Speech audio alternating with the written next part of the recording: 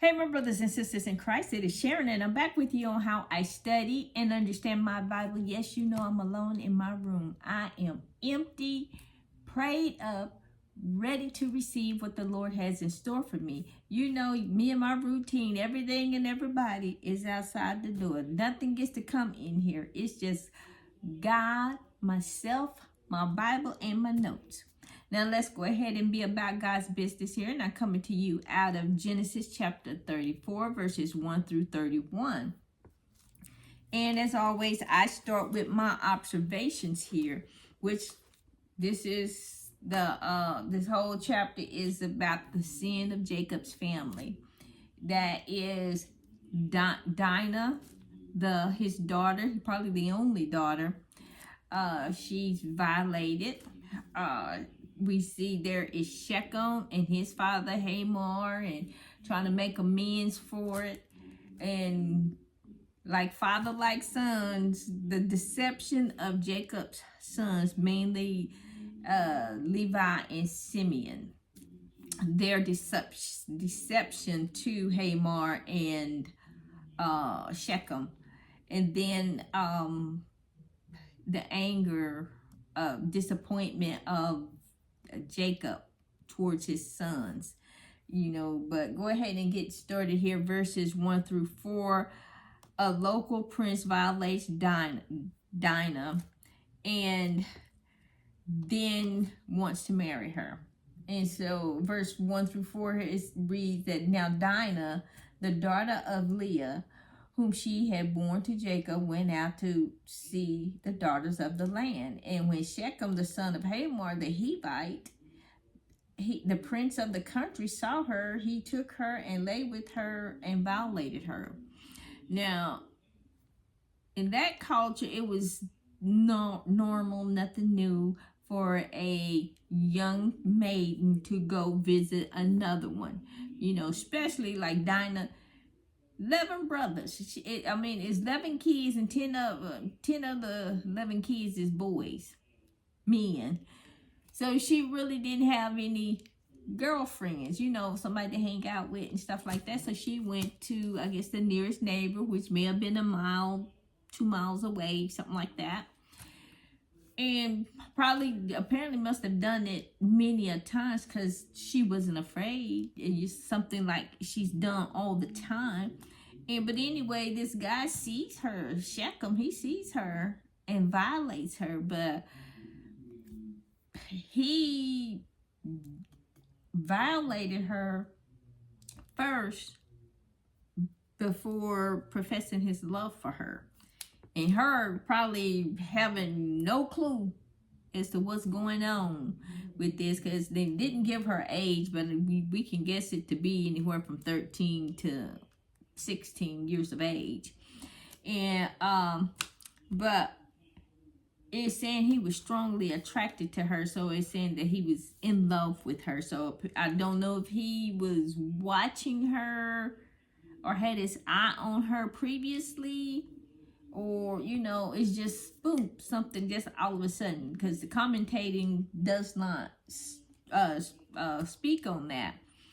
And anyway, he goes and he tells his father what he's done. His father Hamor, it says Hamor the Hivite.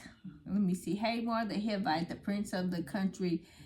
So the Hivites are a tribe of the he's a part of the tribes of the Hivites. He is and the Hivites are a part of the tribe of Canaan. So therein lies a problem there, because they are from Cain, from Genesis 9:25, cursed be Cain. So they are from Cain's line, so which was a no-no for Noah's other sons. But anyway, moving on here, verses 5 through 7 here. Jacob's lack of outrage and the anger of Simeon and Levi. So yeah, they go to tell Jacob, Hamor Hamor and his son Shechem goes to tell Jacob what had happened, and they wanted to he was sorry that he did it, and he wants to marry her. He's in love with her and stuff. But it says, verse 5 here, the last line, it says, so Jacob held his peace until they came, because his sons, till they came, he's talking about his sons, they were out in the field when all of this happened. And so Jacob kept his peace. He's thinking first before acting. So he's thinking before acting here. And when the sons came in and they heard about what went down, they were not at all happy with this. And in verse 7, it says, and the sons of Jacob came in from the field when they heard him. And the men were grieved and very angry, because he had done a disgraceful thing to Israel by lying with Jacob's daughter, a thing which ought not have been done. And here we hear the first time is referring to Israel. They did something to the Israelite people. He raped an Israelite. But in verses 8, finishing up 8 through 12 here, Hamor was proposing marriage to his son Shechem to Dinah, and he's really professing his son's love for Dinah, saying, just tell me what I need to do, and we'll make it happy. And verse 12 here, we're just saying, ask me ever so much a dowry and gift, and I will give according to what you say to me. But give me the young woman as a wife. And then the sons of Jacob answered, which her brothers answered, and they spoke deceitfully, and because their sister was defiled, they knew all along this wasn't gonna happen, and it wasn't gonna, they wasn't gonna get away with it. They had a plan in place. It's what they was going to do. And that's when they was saying, we cannot do this thing to give our sister to one who is uncircumcised, for it would be a reproach to us. But on this condition, we will consent to you if you will become as we are, and every male of you is circumcised. So that's their plan to be set in motion. They laid it out here. This is what we need for you to do. And then through verses 13 on through 17, Hamor and Shechem, they agreed to that, because circumcision was not unheard of back in those days. Abraham's family was not the only ones that was doing circumcision. The other tribes was doing circumcision, but it was for something else. It was to consecrate themselves to some deity or God, man-made God that they had made. And so, but Jacob's son presented this offer to them, straight face, calm, cool, collected. I mean, it was probably just replaying Jacob and Esau all over again. Laban all over again, because Laban is their grandfather, and all of this deceit and knowing how to be underhanded towards people, they learned it and got it rightly so, because it was genetically ingrained in them.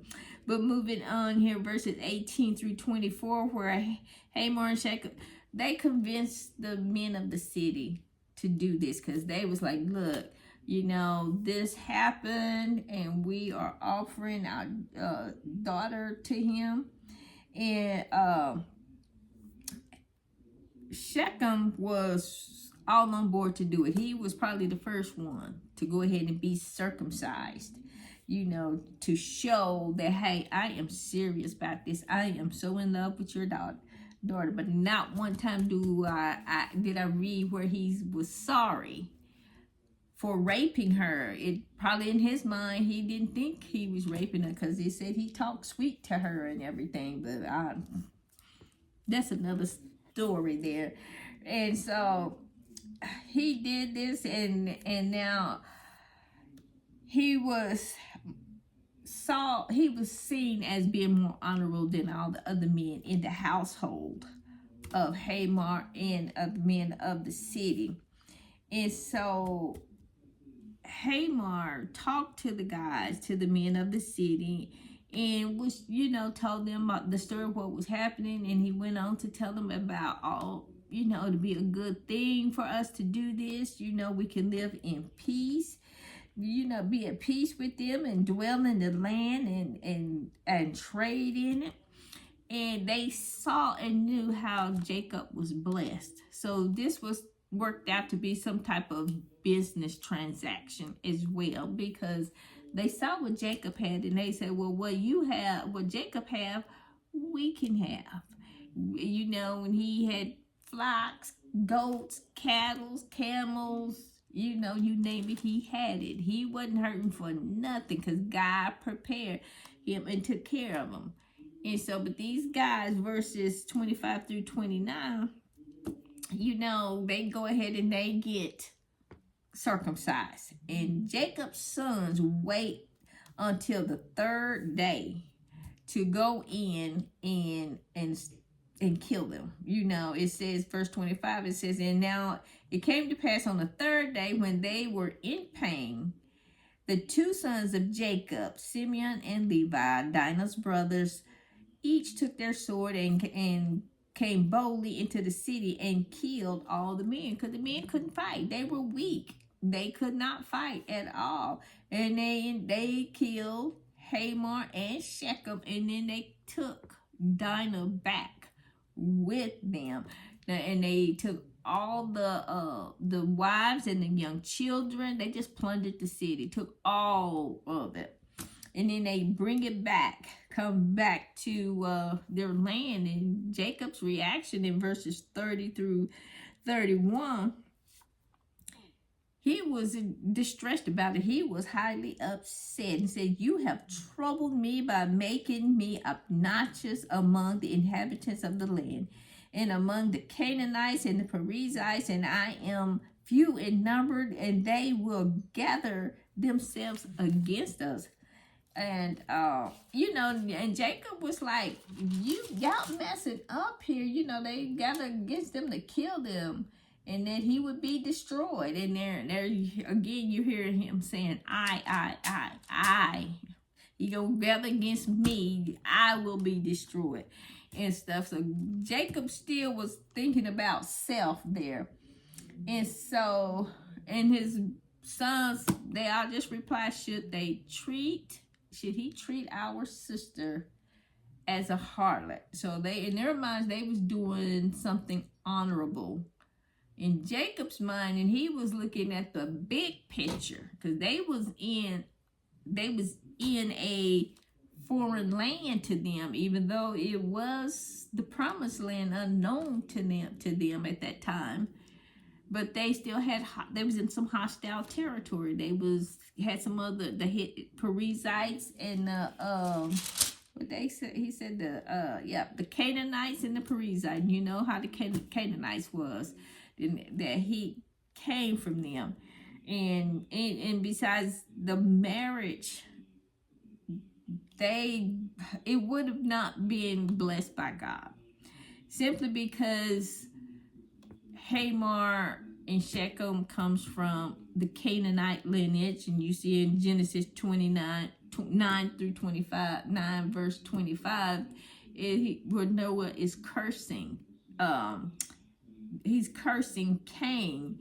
And then in Genesis 24 and 3, Abraham tells his servants, go back to my homeland and find my son a wife. Do not get a wife from the Canaanites. So the Canaanites was off limits. And here you have a Canaanite raping an Israelite. And so that's what the brothers were standing on with that. And that was a no-go. That was a no-go. So in their mind, they were vindicating their sister. and they were keeping their lineage clean.